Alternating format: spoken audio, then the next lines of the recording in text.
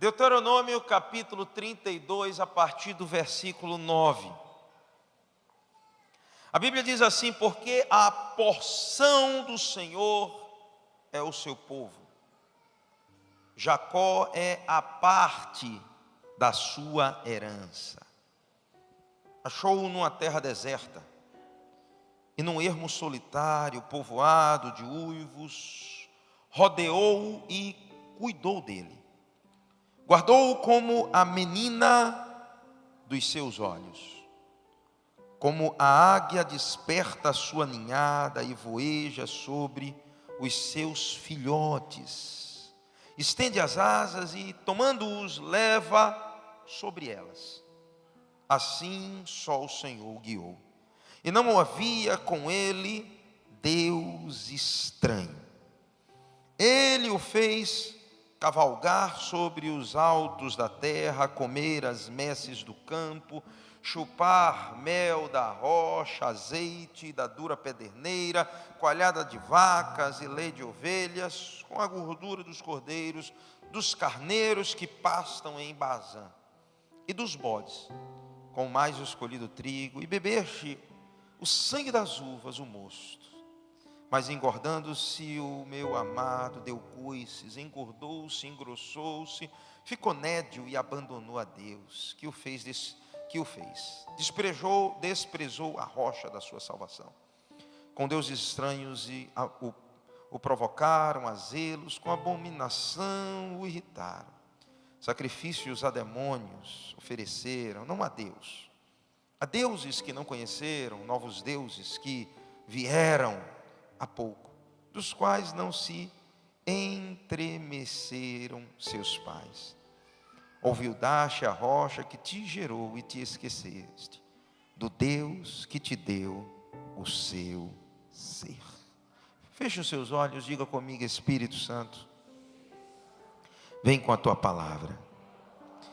Que nessa noite o teu doce Espírito possa falar ao meu coração. Que o bispo diminua, mas que Jesus seja engrandecido no meu coração. Em nome de Jesus, amém, amém. Queridos, deixa eu iniciar dizendo uma coisa, uma frase que eu ouvi há muitos anos e é a grande verdade. Não adianta você arrancar alguém do Egito, se você não conseguir arrancar o Egito de dentro dele. Não adianta você tirar alguém fisicamente do Egito, se ele estiver mentalmente preso ao Egito. A questão é mais espiritual do que física. Interessante que novo nascimento, ele não começa de fora para dentro, mas ele começa de dentro para fora. Diga para a pessoa linda que está do teu lado: novo nascimento não começa de fora para dentro, mas de dentro para fora. E é interessante que mesmo nos salvando de dentro para fora, ele começa o processo no nosso espírito. Eu creio que o homem é corpo, alma e espírito. Por isso Paulo vai dizer em 1 Tessalonicenses capítulo 5, que o Senhor, ele possa aperfeiçoar, santificar tanto o vosso corpo, alma, como espírito, para que vocês se encontrem íntegros, perfeitos diante de Deus. Então, no novo nascimento, Deus, ele começa a nos aperfeiçoar. Na verdade, ele aperfeiçoa 100% o nosso espírito. Nós recebemos um espírito novo. Mas mesmo recebendo esse espírito novo, a nossa alma ainda está sendo salva. Diga para a pessoa linda que está do teu lado: mesmo o teu espírito sendo novo, no novo nascimento, a tua alma está sendo salva. Ei, diga para essa pessoa: isso é um processo. É um processo de desintoxicação. Sabe, eu aprendi que muitas vezes Deus precisa nos desintoxicar. Nós estamos tão aclimatados com a cultura do Egito, a mentalidade do Egito, que nós não conseguimos, mesmo sendo libertos, desfrutar dessa libertação. Você já conheceu alguém paranoico? Como é que o paranoico vive? Tem alguém me perseguindo? Alguém está me vigiando? Não tem ninguém. Ele está sozinho, mas a mente dele sempre mostra alguém o perseguindo, alguém o vigiando, alguém o molestando. Querem me matar, quando na verdade ele já foi livre. E é justamente na nossa alma que é a sede da mente. Mente é inteligência. Você é um ser racional. Eu não vi um amém. Que assim seja. Você é inteligente. Homo sapiens sapiens. Aí alguém disse: o bispo está me xingando. Não, é o que nós somos, inteligentes. Amém? Então, mente, emoções. Você é um ser emocional. De vez em quando você tem suas crises e quando você menos espera, você está chorando no seu quarto. E alguém pergunta: por quê? Não sei. Mulher tem muito disso. Questões hormonais, verdade. As próprias emoções são questões hormonais. A depressão é a falta da serotonina, um hormônio que, quando ele não é produzido, você fica cabisbaixo, triste, angustiado, depressivo. Não é verdade? Questões hormonais, correto. Mas nós somos emoção. Sabe, tem gente que é tão sensível e tão emotivo, que tem horas que ele chega na igreja e alguém entra, não fala com ele, ele fica: fulano não falou comigo, ele não me ama. É assim. Mente, emoção e vontade. Você é governado por vontades. Às vezes não a sua vontade, mas às vezes as vontades externas que te dominam. O pecado é uma vontade que é desenvolvida no coração do homem por causa da queda. Então nós somos mente, emoção e vontade. Isso está relacionado à nossa alma. É por isso que, ainda que você seja espiritualmente salvo, a tua alma está no processo de salvação. Diga para a pessoa linda que está do teu lado: você pode ser espiritualmente salvo, mas a tua alma está no processo de salvação. Romanos capítulo 12, versículo 1, a Bíblia diz assim: rogo-vos, pois, irmãos, pelas misericórdias de Deus, que apresenteis os vossos corpos como sacrifício vivo, santo e agradável a Deus, que é o vosso culto racional. Nesse momento, a sua alma está sendo utilizada para que você compreenda, porque você não está aqui porque você não sabe o que está fazendo. Você está aqui porque você entende que você está prestando algo a Deus.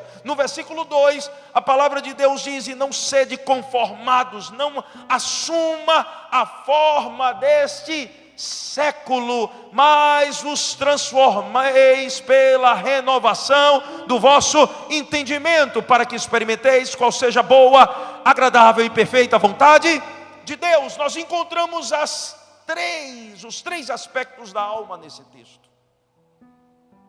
Nós encontramos a mente, que é o meu entendimento. Nós encontramos as nossas emoções, que são as minhas experiências. E nós encontramos a vontade, que é justamente você se conformar a essa vontade de Deus. Nós estamos no processo, diga comigo, salvos no Espírito, mas sendo salvos na alma. O teu espírito já foi salvo, amém? Mas a tua alma está sendo transformada. É por isso que nós podemos ser espiritualmente salvos, mas emocionalmente frustrados. Alguém já disse que podemos ser salvos, mas ainda podemos ser um pouco loucos. E é justamente aqui que Deus quer trabalhar. Porque todo trabalhar do Espírito Santo é um trabalhar interior. Eu já disse aqui algumas centenas de vezes que não adianta a gente querer mudar a geografia ao nosso redor, se a gente não mudar a geografia interna. O primeiro lugar onde Deus quer acessar é o nosso coração. O lugar onde Deus precisa governar é a nossa alma. E aqui a gente vê Israel liberto, salvo, mas mesmo assim, mesmo sendo arrancados do Egito, retirados do Egito, o Egito ainda continuava dentro deles, a mente deles ainda estava escravizada, cauterizada, aprisionada. E Deus começa a mostrar a ele: ei, Israel, eu os encontrei numa terra deserta, num ermo solitário, povoado de uivos. Ele começa a mostrar como é que estava a alma de Israel. Era como se fosse um filme de terror, um ambiente horripilante. Você já parou para pensar que existem certos ambientes que não nos convém estar? Eu não sei se você já esteve à noite numa floresta. É horripilante. Sozinho, tudo escuro. Você escuta um barulho aqui, outro ali, você não sabe quem que está te observando, você não sabe o que está te espreitando. A qualquer momento alguma coisa pode acontecer. Era assim que estava o coração de Israel. E a Bíblia diz assim, que naquele momento Deus o rodeou, cuidou dele, guardou-o como a menina dos seus olhos. Versículo 11. A palavra de Deus diz assim: como a águia desperta sua ninhada e voeja sobre os seus filhotes, estende as asas e tomando-os os leva sobre elas, assim só o Senhor o guiou. Você sabe o que Deus estava dizendo para Israel? Ei, Israel, entenda o seguinte: eu sou a águia dessa história. E vocês são os filhotes. E filho de águia é o quê? Filho de águia é galinha, pato, pintinho, coelho. Filho de águia é o quê? Ei, deixa eu te perguntar, quantos filhos de Deus nós temos aqui? Deus se apresenta aqui como uma águia. Deixa eu te perguntar, quem é você, águia ou galinha? Aí eu vou perguntar de novo, você é águia ou galinha? Porque quem é filho de águia tem de ter a mesma natureza de águia. O que Deus estava tentando mostrar a Israel aqui era justamente isso. Deus estava dizendo a Israel: Israel, entenda, você não pode continuar com a mentalidade, com a percepção de uma galinha, porque você não é mais galinha, você é águia. Você não tem mais a natureza do Egito, você hoje tem a natureza de Deus. Eu li uma história interessante. E essa história falava justamente sobre uma águia. E essa águia vivia no meio de galinhas. E um dia um alpinista, ele caminhando, ele encontrou aquela águia no meio de galinhas. E ele ficou observando, porque como a galinha fazia, a águia fazia. E aquele animal enorme, totalmente destoante do meio da comunidade galinácea, estava passeando, enquanto as galinhas simplesmente bicavam o milho. Ele, pelo seu tamanho, sua envergadura, não conseguia nem se encolher para tocar o milho no chão. E aquele alpinista achou aquilo interessante e chegou para aquela águia e disse: dona águia. Ele olhou para o alpinista e disse: eu não sou águia, eu sou galinha. Por que você me chama de águia? Ele disse: não, porque você é águia. Não, eu não sou águia, eu sou galinha. De tanto discutir, o alpinista disse: quer saber, eu vou acabar a história aqui. Pegou um saco, botou a águia no saco e carregou a águia. E ele subiu ao alto de um penhasco e ele catou a águia, tirou de dentro do saco e naquele precipício ele simplesmente jogou a águia.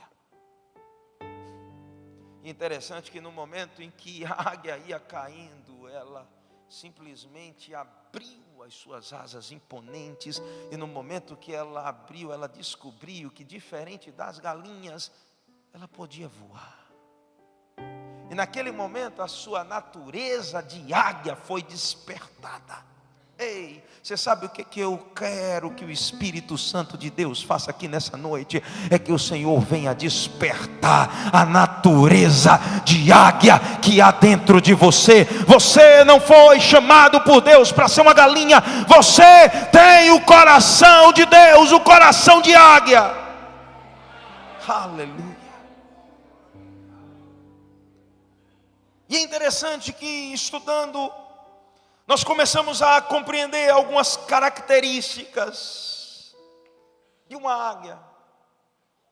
A primeira delas é que a águia, ela é um animal que não tem medo do perigo, ela não foge das circunstâncias, ela enfrenta as circunstâncias. É diferente da galinha. Eu não sei se você já teve experiência de galinheiro. Eu tive muita, porque eu nasci no interior da Bahia. Olha que cidade linda, Vitória da Conquista. Meu avô e minha avó, eles tinham no quintal da casa um galinheiro. E você sabe o que me chama a atenção? Galinha tem medo de tudo e de todos. É ou não é? Não importa se você é grande, se você é pequeno, se você é bonito, imponente, gordo, magro, fraco. Você entra no galinheiro, o que é que as galinhas fazem? Correm. É muito fácil você aprisionar uma galinha, é ou não é? Galinha foge de tudo. Agora deixa eu te perguntar, e águia? Águia é diferente de galinha. Águia não tem medo. Águia às vezes vê de longe a sua presa e ela planando sobre os ares, ela marca pressão e ela desce feito um foguete.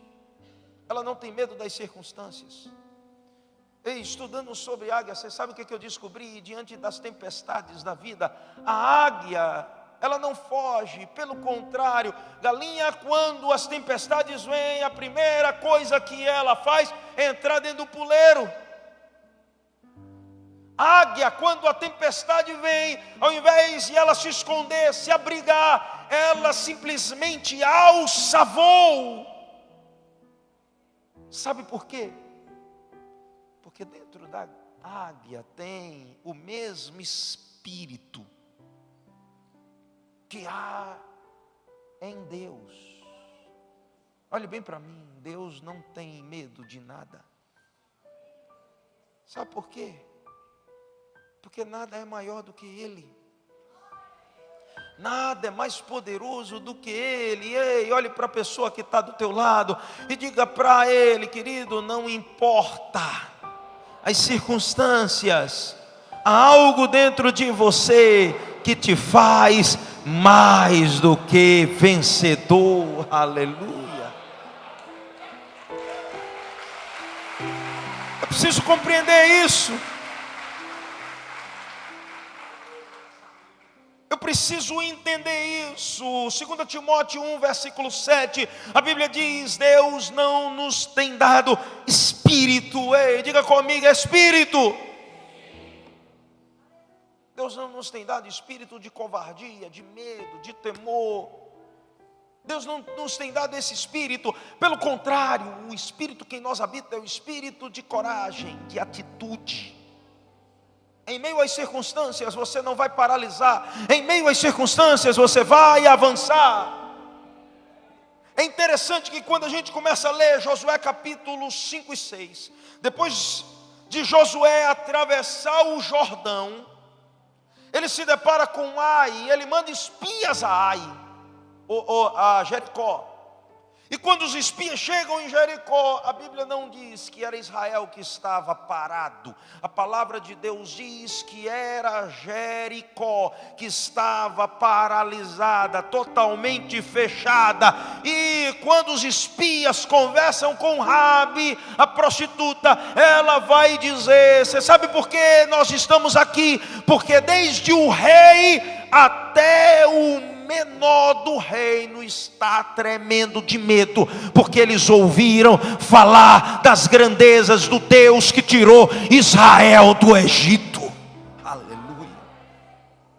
Deixa eu te dizer uma coisa: o diabo tem mais medo de você, porque ele já ouviu falar das grandezas do Deus que te arrancou das garras dele,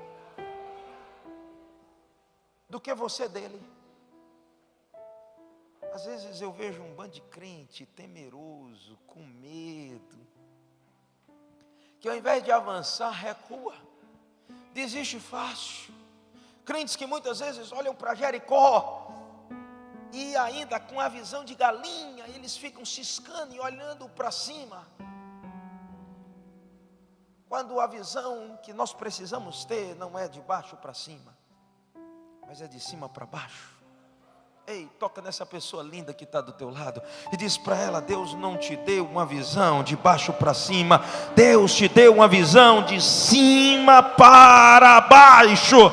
Ei, deixa eu te dizer uma coisa, sabe por quê? Porque quando Deus revelou Jericó para Israel, Ele disse: não temam Jericó, porque eu já os entreguei nas tuas mãos. E sabe por que Deus disse isso? Porque enquanto ninguém conseguia ver por detrás dos muros, porque a visão era limitada, Deus dos céus contemplou Jericó de cima dos muros. Aleluia. Ele disse: é Jericó que está com medo, não é o meu povo que tem que estar com medo. Ei, sabe, às vezes você está com a visão de galinha. Essa sua visão galinácea precisa ser restaurada, ou melhor, transformada pela visão de águia. Você não pode ver como a galinha apenas aquilo que está dos teus lados. Você precisa ver aquilo que está à frente de você, e a visão de cima para baixo. Efésios capítulo 2, versículo 6, a palavra de Deus diz assim: juntamente com Cristo nos ressuscitou e nos fez assentar no puleiro de galinhas. Não, nos fez assentar onde? Nos fez assentar onde? Onde que são esses lugares celestiais? São debaixo da terra? Não, a Bíblia diz que nós estamos assentados nos lugares celestiais em Cristo Jesus. Eu quero profetizar algo sobre a tua vida hoje. Deus vai te dar uma visão elevada, uma visão diferente. Você não vai ver mais de baixo para cima, mas você vai ver de cima para baixo. A tua visão não será mais uma visão limitada, mas será uma visão panorâmica. Aleluia. Pode aplaudir o Senhor.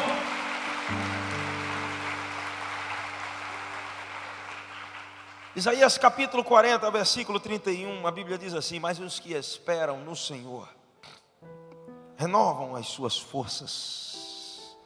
Eu não sei como você entrou aqui nessa noite, mas eu creio que nesse momento Deus está renovando as tuas forças. Você não entrou aqui por um acaso, não. Você entrou para ser renovado pelo Espírito Santo de Deus. Deus vai te renovar. A alegria do Senhor é a nossa força. E a Bíblia diz assim: os que esperam no Senhor renovam as suas forças, sobem com asas como águia. Aleluia. Não são os lugares mais baixos da terra, mas são os lugares mais altos da terra. Isso tem a ver com mentalidade. A nossa visão está relacionada com aquilo que nós conseguimos contemplar com a nossa mente. É por isso que tudo que você não consegue ver, você não consegue tocar, experimentar. Ei, Você sabe por quê? Abraão desfrutou tudo o que ele desfrutou, porque ele tinha uma visão de águia. O próprio Jesus dá testemunho de Abraão, dizendo: Abraão, o vosso pai, viu o meu dia e se alegrou. Os fariseus entraram em crise e disseram: como que Abraão viu o teu dia? Você é tão novo, você não tem 40 anos. Abraão já morreu há centenas de anos. Como é que Abraão viu o teu dia e ele se alegrou? Eles ainda tinham a visão de galinha. Ei, deixa eu te dar um conselho: cuidado com quem tem uma visão de galinha, para que essa pessoa não venha sabotar a tua visão de águia. Eu vou repetir isso para você me entender. Cuidado com alguém que tem a visão de galinha, para não sabotar a tua visão de águia. Águia é uma coisa interessante. Ei, deixa eu te dizer uma coisa. Eu estava meditando e eu fiquei impressionado. Você sabia que até para acasalar a águia, ela acasala nas alturas? Você já parou para pensar nisso, pastor Jefferson? E eu estava dizendo: mas Deus, por quê? E aí o Espírito Santo começou dizendo: porque a águia só se relaciona com alguém que também vive nas alturas. Ei, você já ouviu falar de parasita espiritual? Gente que rouba a fé, gente que rouba a alegria. Ei, você chega num ambiente, Deus fala profundamente com você, e você está todo animado, glória a Deus, aleluia, Deus vai fazer.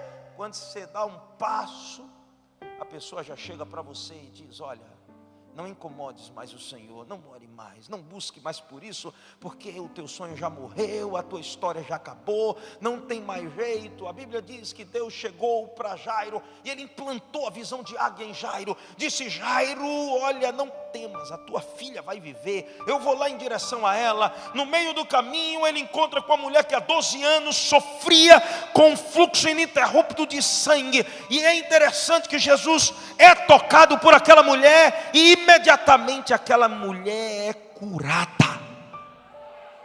Só que ao mesmo tempo, enquanto havia uma mulher que há 12 anos sofria com fluxo de sangue, havia uma criança de 12 anos que tinha morrido. Olha que coisa interessante. Uma mulher já madura, 12 anos, sofrendo, uma menina tão nova, 12 anos, já morta. Imediatamente as galinhas arrodearam a Jairo e disseram: você não é uma águia, você é uma galinha. Começa a enxergar como a gente. Tua filha morreu, não incomodes mais o mestre. Jesus disse a Jairo: Jairo, você não é galinha, você é águia. Não temas, creia somente. Não olhe como eles, olhe como eu. Não haja como eles, haja como eu. E Jairo decidiu continuar seguindo o seu mestre. E a palavra de Deus diz que Jesus foi até a casa de Jairo. E quando chegou na casa de Jairo, ele disse: menina, levanta-te. Aleluia. Você é uma águia, você não é uma galinha. Não deixe que ninguém roube a palavra que o Espírito Santo de Deus planta no teu coração. Não deixe que ninguém roube a visão que Deus coloca nos teus olhos espirituais. Não deixe que o inimigo assalte as palavras e as sementes que ele planta no teu coração. Ei, há um detalhe em relação à águia. A águia, ela constrói o seu ninho primeiro, para depois gerar os seus filhos. Por quê? Porque primeiro ela prepara o ambiente. Diga para a pessoa linda que está do teu lado: querido, quais são os filhos que você quer gerar?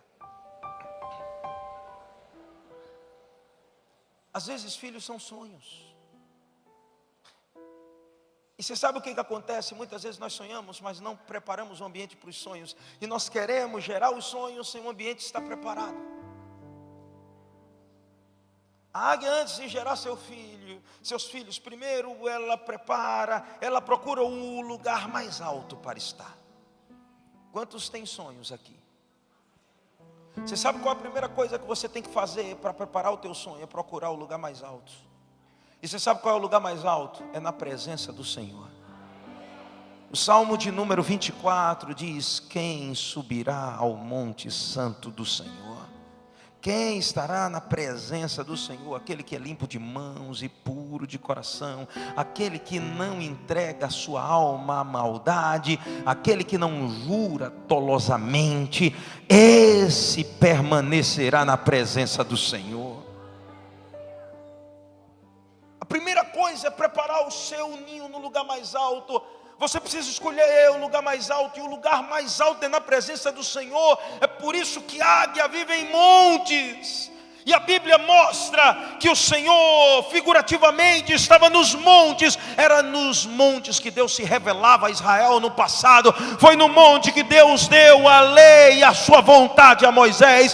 Foi no monte aonde Jesus foi transfigurado. Ei, você é águia, você não pode estar em lugares baixos, você precisa andar em lugares altos. Ele me faz andar em lugares altos. A primeira coisa, antes de você gerar qualquer coisa, você precisa cuidar do seu ambiente. Depois que a águia, ela escolhe o monte mais alto, ela prepara todo o material para construir o seu ninho.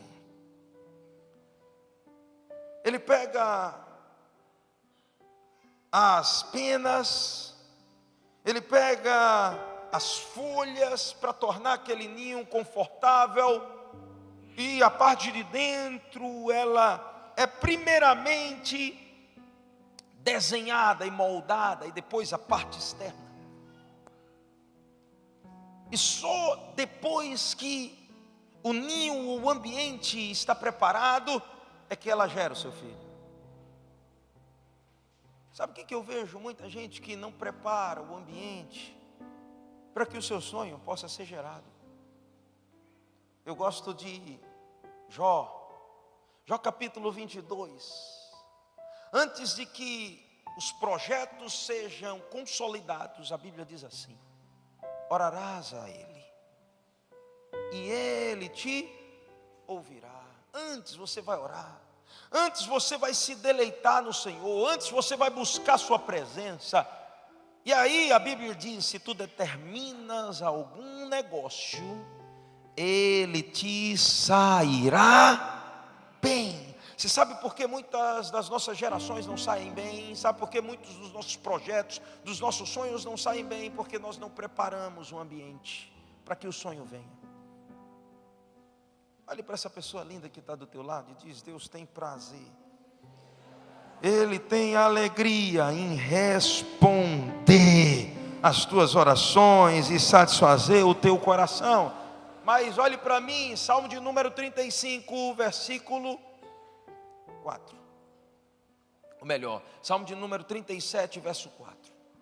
A Bíblia diz assim: agrada-te do 37, 4, do Senhor, e Ele, o Senhor, concederá os desejos do teu coração. Toca nessa pessoa linda que está do teu lado e diz: ei, você tem tido prazer no Senhor, o Senhor tem sido o primeiro lugar na tua vida, o Senhor tem sido o centro da tua vida, porque quando você se agrada do Senhor, Ele concede os desejos do teu coração. Ei, Deus não mente, Deus não mente. Você sabe o que acontece? Após fazer todo o conforto interno, a águia prepara o ambiente externo. E se você parar para ver um ninho de águia, o ambiente externo é cheio de galhos pontudos apontados para fora, cheio de espinhos ao redor. Sabe para quê? Para evitar que predadores toquem ou entrem no seu ninho. Deixa eu te fazer uma pergunta: você tem preparado o teu coração, que é o ambiente aonde os teus sonhos nascem? Você tem protegido o teu coração? Provérbios vai dizer sobre tudo que se deve guardar: guarda, porém, o teu coração. E o coração é a sede de tudo. A palavra de Deus diz: tanto as coisas boas como as coisas ruins vêm do coração. Da onde procedem os maus desígnios, os pensamentos impuros, todos eles vêm do coração. Bem como é do coração que procede toda a bênção, todo favor e toda inclinação para Deus. É por isso que o nosso coração precisa ser bem protegido. Como é que anda teu coração? O ninho que você tem feito no teu coração, aonde os sonhos vão ser gerados, aonde o propósito, o chamado, a vocação, a visão vão ser geradas. Como é que anda teu coração? Quantos predadores estão tendo acesso, porque o teu coração é de fácil acesso?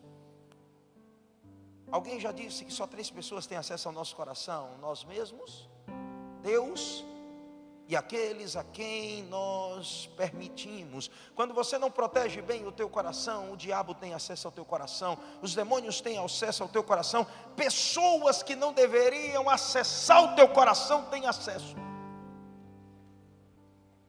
Precisamos proteger bem. Eu gosto de Efésios capítulo 6, porque fala a respeito das armaduras. E eu costumo pensar que o nosso ninho, o ninho que protege o nosso coração, precisa ter essas armaduras. A palavra de Deus, a verdade, a fé, a oração.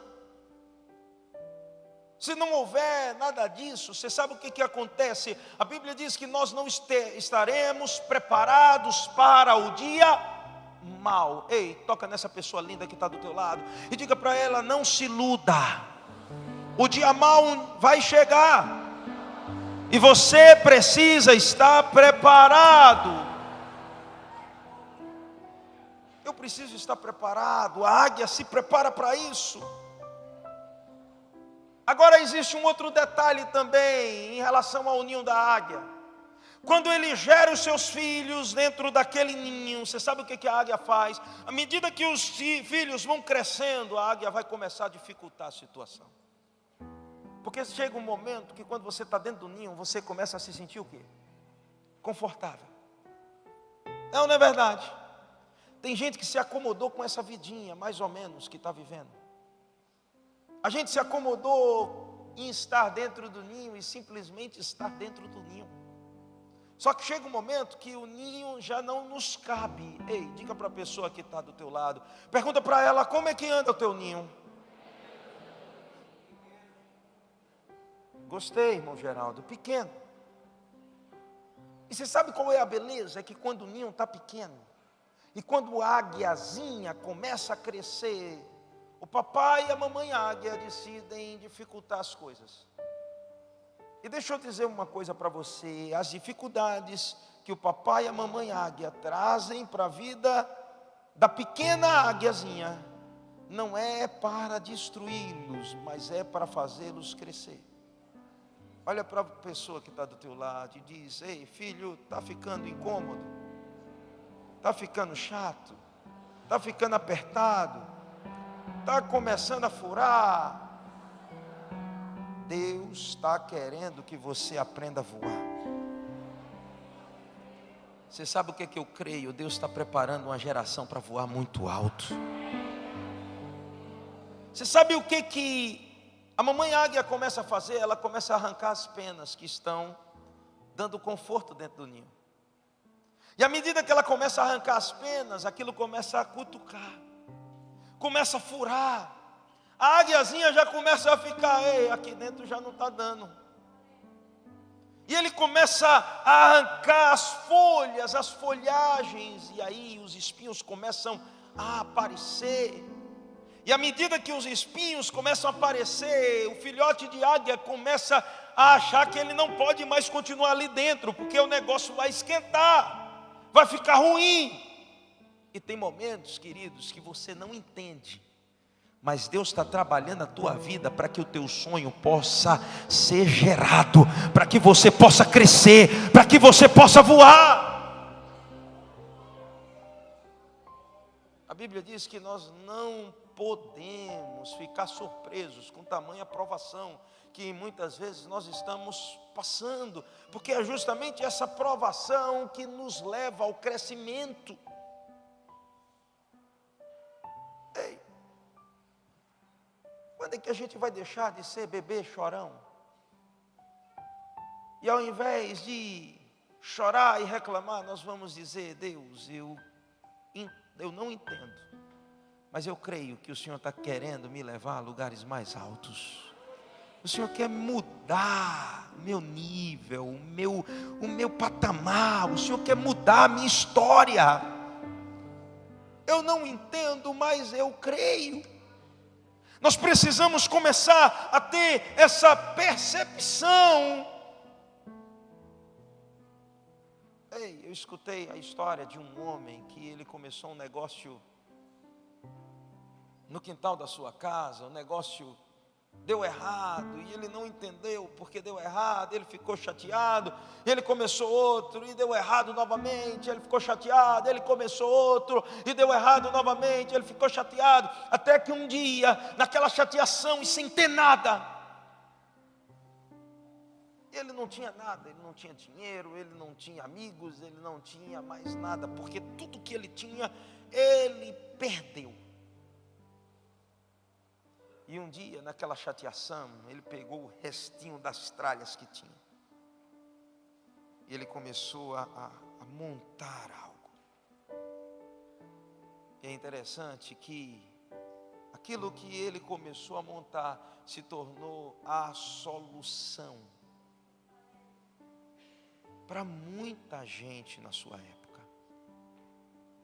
Em meio àquela crise, em meio àquela circunstância desastrosa, Deus fez com que uma ideia surgisse, e Deus fez com que ele prosperasse em meio à crise. E ele, no final da sua vida, contando a sua história para os seus netos, ele disse: se eu não tivesse passado por esse aperto, eu estaria ainda dentro do meu ninhozinho de águia. E eu nunca teria voado e me tornado quem eu sou. Ei, olhe para a pessoa que está do teu lado e diz: não importa a crise, não importa a circunstância, Deus está tirando do comodismo para que você possa voar como uma águia. Eu creio nisso.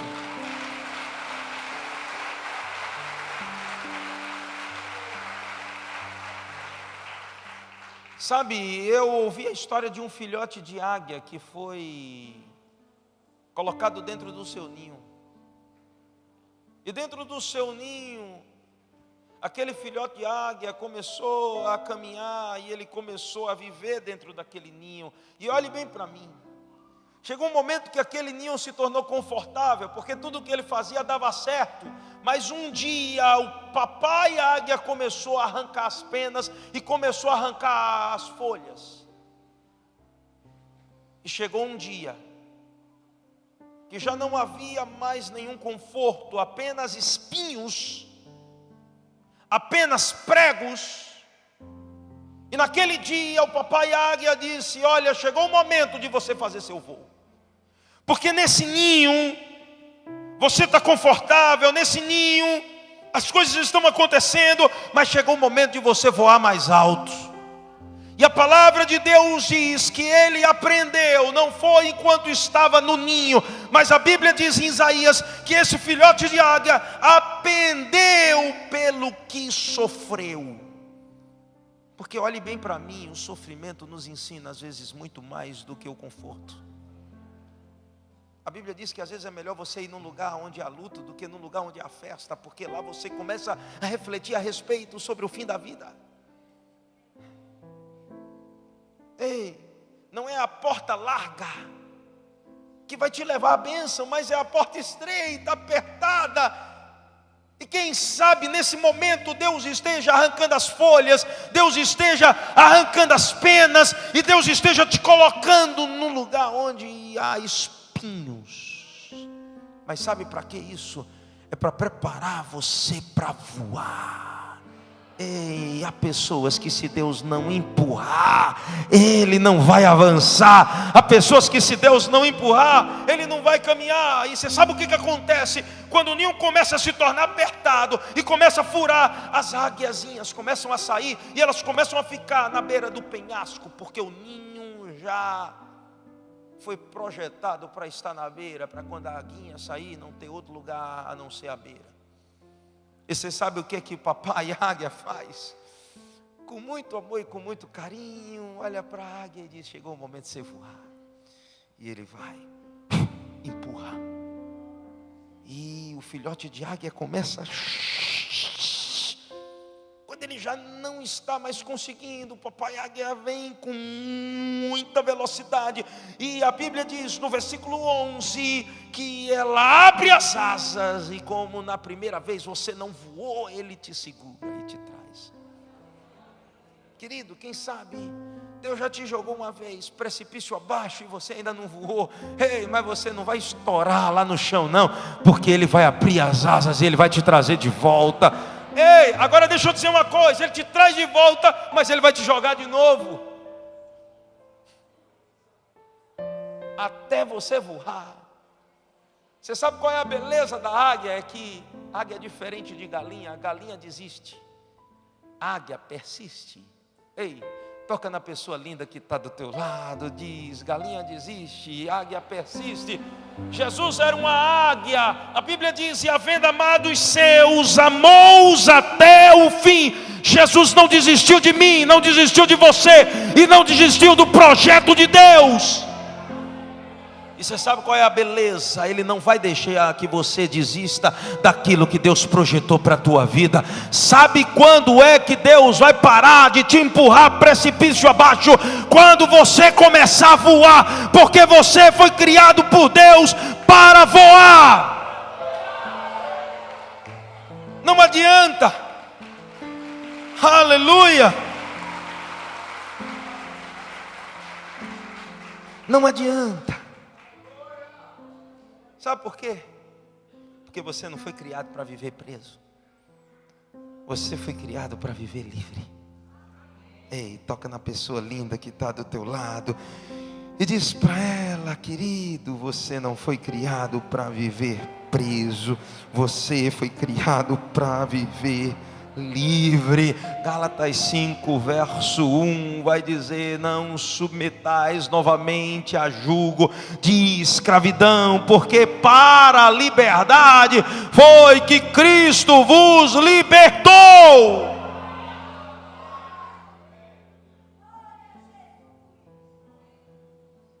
Olhe bem para mim que eu quero concluir. Se eu tivesse tempo, a gente passava a noite toda falando. Mas eu quero concluir com apenas a última coisa.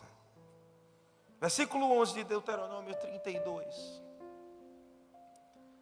A Bíblia diz assim: como a águia desperta a sua ninhada e voeja sobre os seus filhotes, estende as asas e tomando-os, os leva sobre elas. Assim só o Senhor o guiou, e não havia com ele Deus estranho. Você sabe qual é a última característica que eu amo na águia? É que diferente de galinha, a águia é fiel. É por isso que as pessoas chamam as pessoas que não são fiéis de quê? Galinha. Isso é uma galinha. Porque galinha se deita com qualquer um, se envolve com qualquer um, ouve qualquer um, segue qualquer um. É ou não é? Quando alguém é chamado de galinha, você já fica com medo. Não vou me relacionar com esse sujeito, com essa sujeita, porque não presta. Não é fiel. Águia é fiel. Águia só tem um companheiro para o resto da vida. Você sabe qual é a característica de uma águia? Só tem um Deus, só tem um guia, só tem um Senhor. Só ouve uma voz pode falar o que for, pode dizer o que for, eu sou uma águia, eu só sigo ao Senhor, eu sou guiado pelo Espírito Santo, só a voz dele eu escuto.